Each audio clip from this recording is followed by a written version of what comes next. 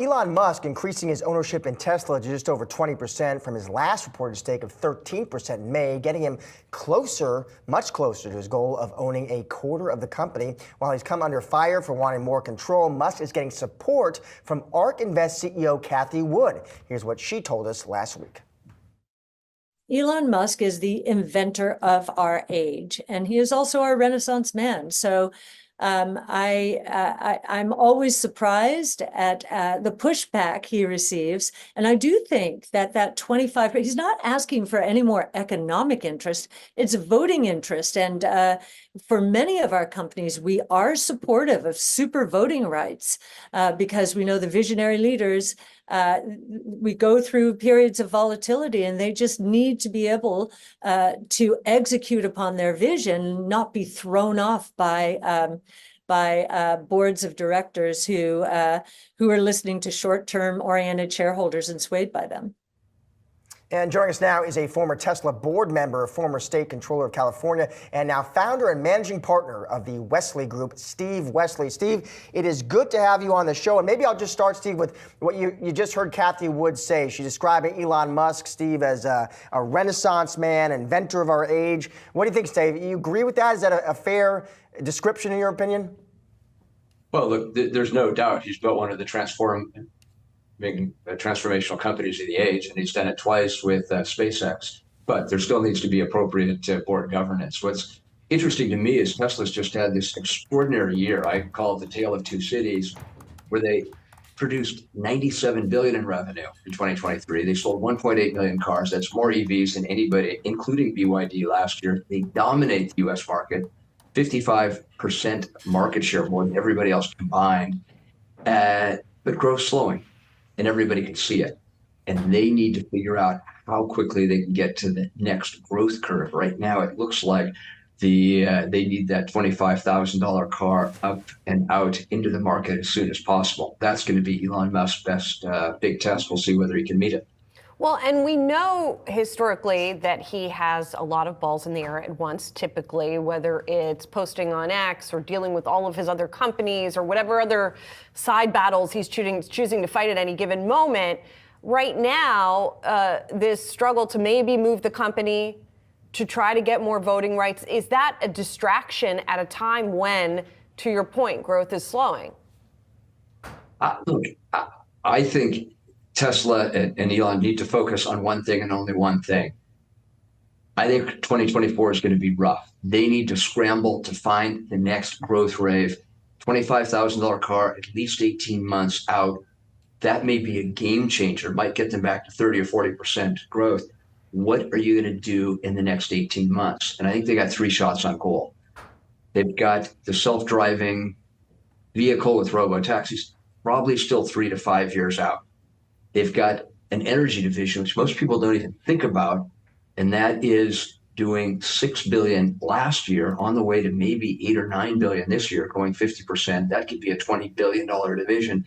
And then they've got the global charging network, because everybody has basically thrown up the white flag, if you will, signed a deal with Tesla to be able to use their global charging network. They've got to make one of these three things work to get the growth cycle back. That's what Elon should be evaluated on. That's what the board should be setting his comp on. In my opinion, it always needs to be performance-based.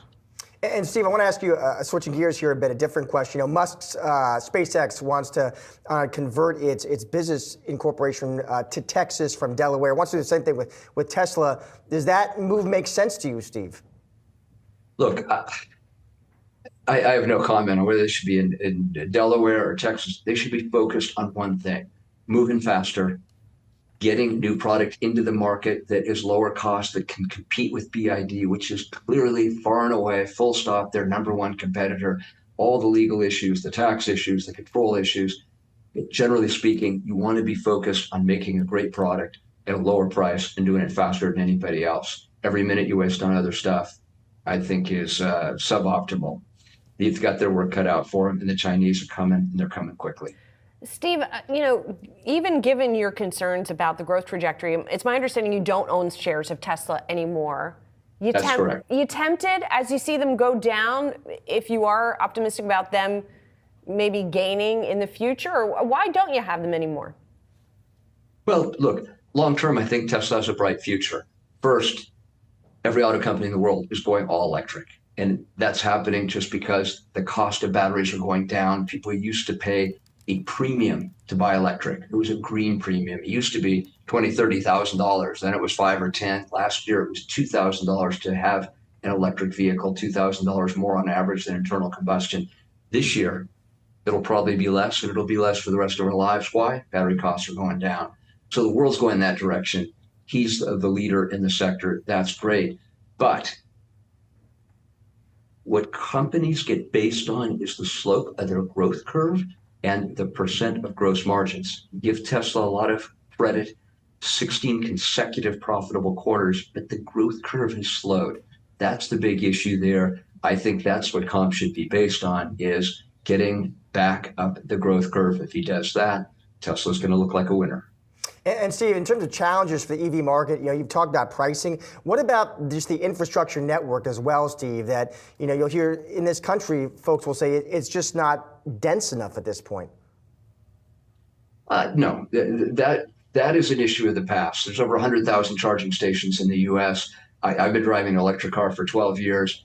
You used to have to really worry about range anxiety. Today, that's largely an issue of the past. And it's interesting. The two things that people are worried about are, can you get costs down enough? And we're seeing that now. And again, BYD is selling EVs in the $15,000 to $30,000 range all over China, Southeast Asia, South America. That's why it's so important that Tesla get 25,000 mile vehicle out there. But it used to be about range and price.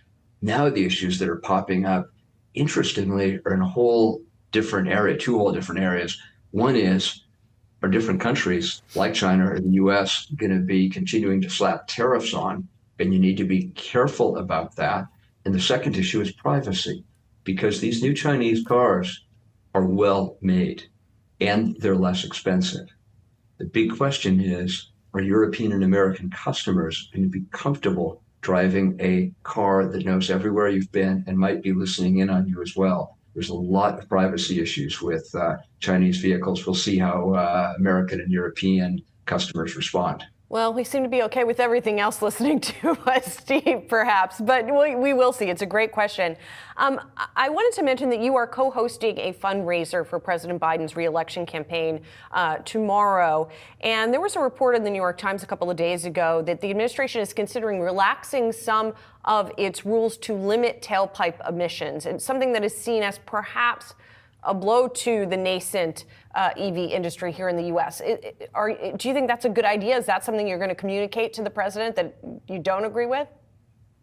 Look, President Biden, in passing the IRA, is the biggest green stimulus in human history, is pushing the world toward getting to carbon net neutral faster than anything that's ever occurred before. I give the guy huge credit. Bring Republicans and Democrats together to get it passed.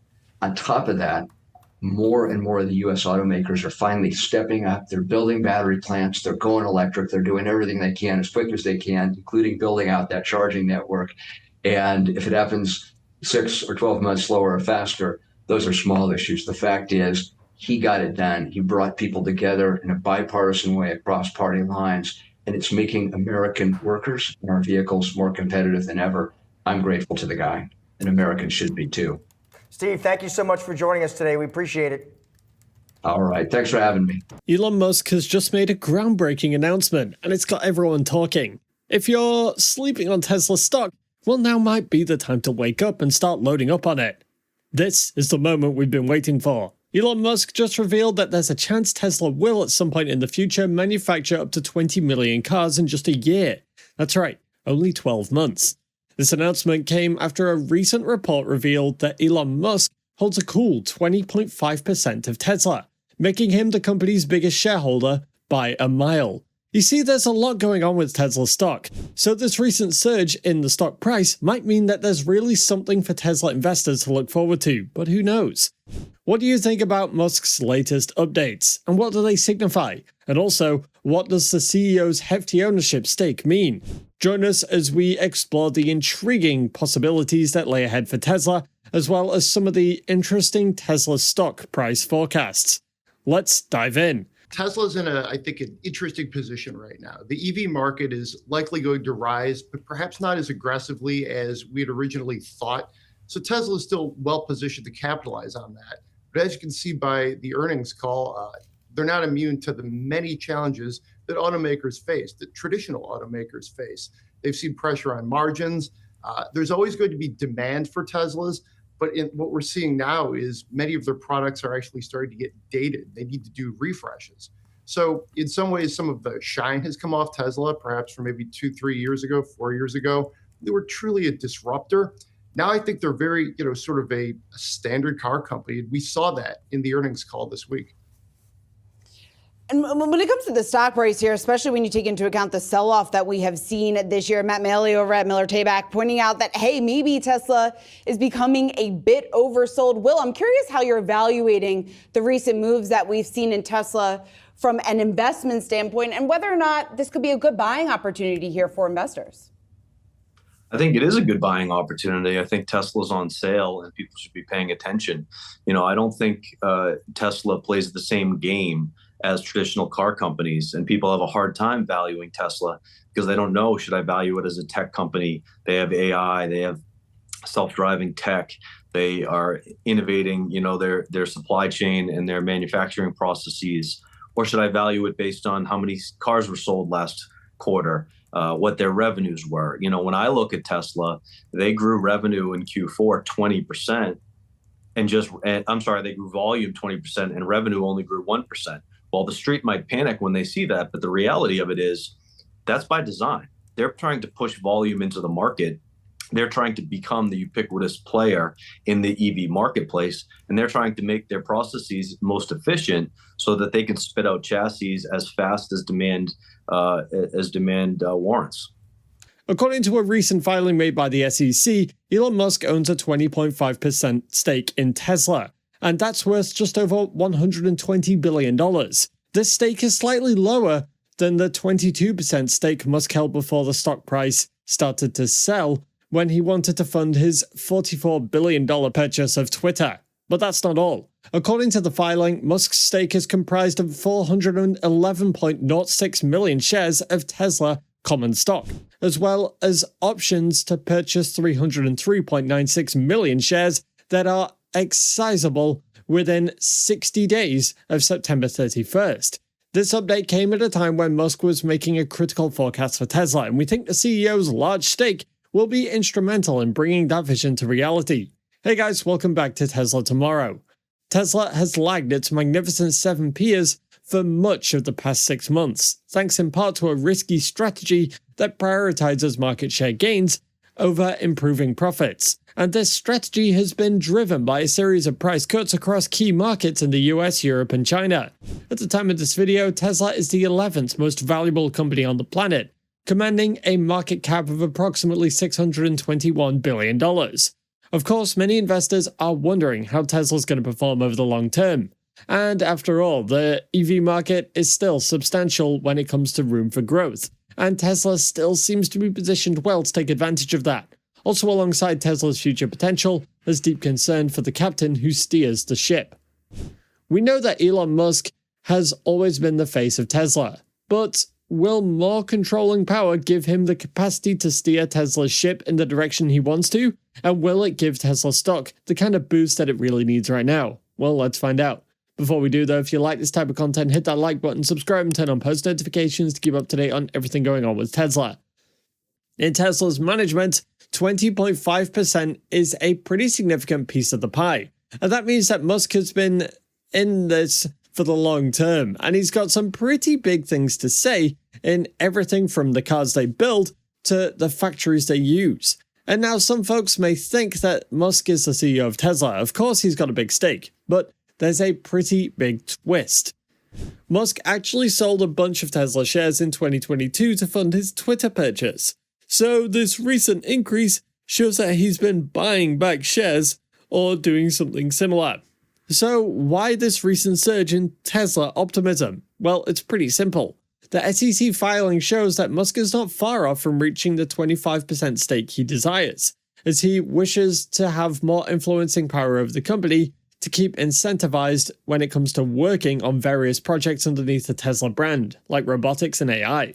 Musk has previously hinted that he wants to up his stake to 25%, giving him more control. And while some think it's a power move, a way to solidify his grip on the company has helped to create. And others believe it's a sign of his deep faith in Tesla's future. Slowing demand for electric vehicles are leading to some big deals for potential buyers. Legacy automakers are dropping prices to entice drivers to make the switch. New EV prices slipped more than 10% last month alone, according to Kelley Blue Book. To break it all down for us, we've got our very own EV expert, Pras Subramanian, joining us. Pras, what kind of deals are we talking about? You know, Akiko, just sort of this kind of thing occurred to me as I saw stats like the KBB stat you mentioned, seeing this imbalance in the marketplace where so many automakers push so deeply into the EV sort of narrative, and then now they're seeing that the fact that they have supply building up on the showroom floor. So first and foremost, I'm looking at some of the cheaper, more entry-level EVs, and one of the ones that crossed my kind of like scanner here is the Hyundai Ioniq 5. Like, this is a great-looking, well-featured crossover slash kind of hatchback, and right now it starts at a pretty decent price of $41,800. But now Hyundai's offering $7,500 in cash back, and also 0.99% financing for 48 months. I think that's a great deal. And kind of when you step up to the kind of the next level, you got to go Tesla Model Y. Look, Elon Musk antics aside, this is a great sort of entry level, not entry level, but kind of like a mid-size. You can get it in 3-row sort of format, but this is just a great car in terms of like just the feature set, the size, and also the charging infrastructure. I know, Kiko, you've had experience with Tesla as well. Yeah, Teslas are good cars. I am currently driving an ID4 Volkswagen right now, but I'm looking at the average price has hovered around what, $50,000, maybe a little more in terms of EVs. I mean, what are you hearing is the sweet spot? In other words, these discounts that are coming through, what's the level they need to get to entice drivers to make the switch despite infrastructure, despite everything else? Yeah, you know, prices were usually, usually were in the 60s level for a while now, and they sort of came down to the 50s. I mean, I think that there's more and more cars that are in the $30,000 to $40,000 range. That, like I mentioned, the Hyundai Ioniq 5, but I think that below that sub 30s where you're really going to see a whole mass of people that I think that there's people out there that just can't afford them. And Elon Musk has said the same thing. And if you give them the right sort of feature set, the right price, they're going to be okay with the fact that they might not have the best range or might have the best charging infrastructure. You know, you mentioned that price set. I think one other feature, one other size sort of format that people are very excited about are the 3-row EVs, and that's where the Kia EV9 comes into play. This is a kind of a very good-looking 3-row SUV. Gets good range, and it's in that mid-50s price range that you mentioned. That's sort of where the average of EVs are. Elon Musk once predicted that Tesla plans to produce up to 20 million EVs by 2030. At that time, this seemed like a pretty ambitious target. However, Musk has recently confirmed that the possibility of Tesla actually reaching this goal is possible. So, what is this prediction by Elon Musk, and what if it becomes a reality? Let's put some numbers to it. If Tesla produces 20 million cars and sells for an average of $30,000, including the Cybertruck and all other Tesla models, it gives about $200 billion in revenue based on Tesla's auto business alone. And if the company has just 20% of this net margin attributed to shareholders, then it would give around $120 billion in net profit. Dividing that by 3.3 billion Tesla shares that are outstanding gives us an EPS of $36.36 for a year. So suppose Tesla gets just 60% growth by that time, which would be pretty conservative, considering that robo-taxis and semis could be in full operation by then. At a 60% multiple, this means that Tesla stock could go as high as $2,181 per share, and that's just for the auto business. So imagine what would happen to energy, AI, and superchargers when they're factored in. It would be mind-blowing. And so, all that considered, I mean, when we think about what this means for investors going forward, there is the consideration of what margins will look like as they've initiated this broader pricing strategy, and a pricing war has essentially ensued as well here. when we think about, Will, ultimately how that translates through to what investors should expect and the kind of appetite or propensity for investors who this week have seen shares move lower, and some of them saying for an environment where buy on the dip is once again kind of rearing its head as a theme again. Is that the case for Tesla? I don't believe so. I think people should be buying this dip. I think that people should look at owning Tesla as owning the most efficient car company of the next decade. I think there could be a world in our future where F-150 Lightnings are built with Tesla batteries or on Tesla chassis. I think there could be a future where Tesla is the mainline provider of all EV technology to many others, regardless of what the badge on the hood is. And when you look at Tesla, if you are to look at it as a multiple of revenue, if you are to judge them that way, you're not going to like what you see. But if you look at their growth, if you look at how fast they're able to make cars, and you look at how cheaply they're able to produce vehicles, which means they can sell them cheaper, which means they can still make a profit to a larger demographic of our population. I think all of those things are good for Tesla to continue to be a cornerstone player in this EV world that we're all leading ourselves into. Daniel, let's talk about AI, because Adam Jonas over at Morgan Stanley is saying that there were no real AI rabbits pulled out of Tesla's hat here during the quarter. When you stack up what's realistic versus some of the ambitions that we've heard from Elon Musk, do you think some of this hype is a bit overdone? I wouldn't say that. So I mean, you take what you've been hearing him talk about on the AI front and also the Chinese front, and I think that these go hand in hand right now. He sees the Chinese OEMs like BYD, Geely, NIO, XPeng, they're his main rivals down the road. So these companies, they're not just gunning to be top dogs in EV, they're aiming to be native smart EV companies. So beyond batteries, they're putting serious effort into cutting edge ADAS systems, infotainment, control systems. All of this is going to be based upon AI. So, Eon's clocked their rise in China. He knows they're eyeing Europe, maybe even the US. And so to keep up, he understands that they need to stay at the forefront of AI. Also, Elon Musk's relationship with Tesla is complicated, passionate, and constantly evolving. It's like a never-ending road trip in a self-driving car, with twists, turns, and occasional autopilot malfunction. Musk is not getting out of the driver's seat anytime soon, and with 20.5% of Tesla, the ever-revolutionary car company, well, who can blame them? Elon Musk owning 20.5% of Tesla is like him having a VIP pass to the company's secret sauce, and investors see this as a sign of good news for a few reasons. First up, Musk knows how to paint a beautiful picture for Tesla in the future. The CEO knows how to get people excited, whether it's tweeting about rockets or Neuralink brain chips. Musk has a good knack for grabbing headlines. Also, Musk's big bet on Tesla shows that he's really invested in the company's success, and this can reassure investors who might not be feeling so jittery. Likewise, Musk thinks big, and with a big chunk of Tesla, he's got more power to steer the ship to his grand vision. If investors are on board with that vision, one of electric cars dominating the world and of an all-sustainable energy utopia, then they might be more likely to hold on to their shares, which can help Tesla capitalize on its stock price boost. Some factors that have contributed to the drop in Tesla's valuation are increasing competition in the EV market, gloomy economic and macroeconomic outlook, and Musk's controversial acquisition of Twitter. Elon Musk's $44 billion Twitter acquisition introduced concerns whether or not the CEO will be able to dedicate the same amount of focus to Tesla as he did before, and it also harmed Tesla's brand image among some consumers. But we think this particular concern is starting to fade away. Also, some of the concerns that led to the Tesla stock crash in 2022 have appeared to have been overblown, and the stock mounted an impressive recovery in 2023, as Tesla more than doubled in value. So whether that momentum can be sustained in 2024 hinges on Tesla's ability to retain its dominating market share in the EV space, which is getting increasingly more difficult by the day due to Western car manufacturers like Ford, Volkswagen, and BYD and NIO. So no doubt it's not all sunshine and rainbows. In fact, some people worry that Musk is too unpredictable and his actions may spook investors. Plus, a big shareholder like him can sometimes have too much control, and that's not really a good thing for long-term stability in most cases. While it is true in a way, it also undermines the genius of Elon Musk as well as what he can achieve for Tesla.